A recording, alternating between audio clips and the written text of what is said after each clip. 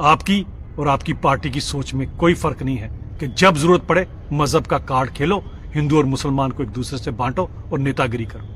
अगर उल्ला साहब, जो स्टेटमेंट आपने वंदे मातरम को लेकर दी है, मैं उससे पूछना चाहता हूं कि सिवाय इसके कि आप एक आगा हैं, मुझे आप में कोई ऐसी चीज नजर नहीं आती जिसके कारण ये पब्लिक आपको लीडर माने या आपकी इज्जत करे।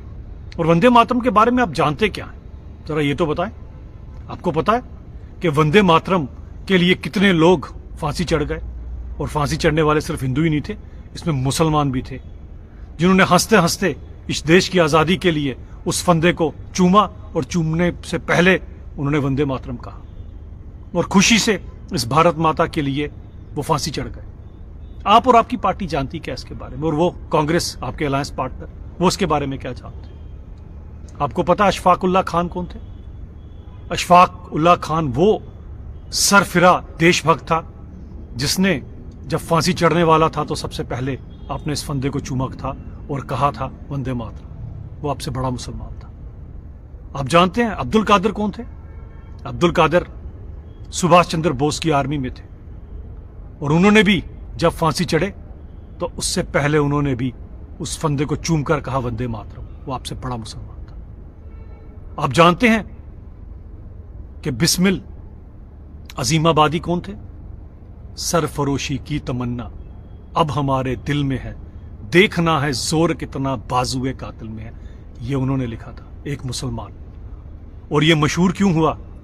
जब राम प्रसाद बिस्मिल फांसी चढ़ रहे थे, उन्होंने गाया था सरफरोशी की तमन्ना अब हमारे दिल में है, इसीलिए ये मशहूर था। लिखने वाला मुसलमान, फांसी चढ़ने वाला हिंदू, दोनों ने मिलकर इस भारत माता को अंग्रेजों की गुलामी से आजाद कराया था।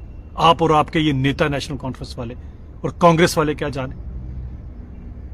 और आपको यह भी पता है कि आपकी इसी अलायंस पार्टनर के अंदर जो नेहरू जी थे, उन्होंने जिन्हा के कहने पर, जिन्हा की चिट्ठी के ऊपर इस वंदे मातरम से मैक्सिमम चीजें हटवा दी थी। सेटिंग देखी थी दोनों की क्या थी? दोनों बड़े परम मित्र थे। फिर लोगों को क्यों बेवकूफ बनाया था उन्होंने? क्यों टू नेशन थ्योरी को इंप्लीमेंट किया था? क्यों लाखों हिंदुओं और मुसलमानों की जान चली गई हिंदुस्तान पाकिस्तान बनाने में?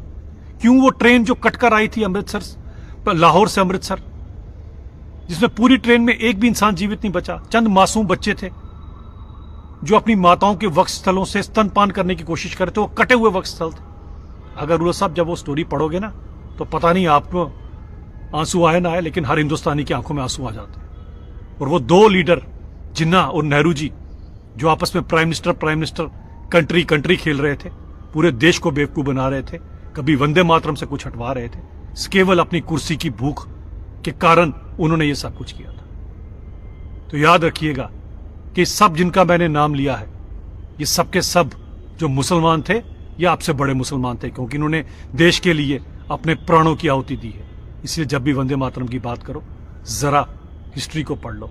और दुख होता है कि आप मेंबर पार्लियामेंट हैं और मेरे जम्मू कश्मीर को रिप्रेजेंट करते हैं। आपकी और आपकी पार्टी की सोच में कोई फर्क नहीं है कि जब जरूरत पड़े मजहब का कार्ड खेलो, हिंदू और मुसलमान को एक दूसरे से बांटो और नेतागिरी करो। शर्म आती है यह सोचकर कि आप मेरे जम्मू कश्मीर से चुने हुए सांसद हो। अफसोस है।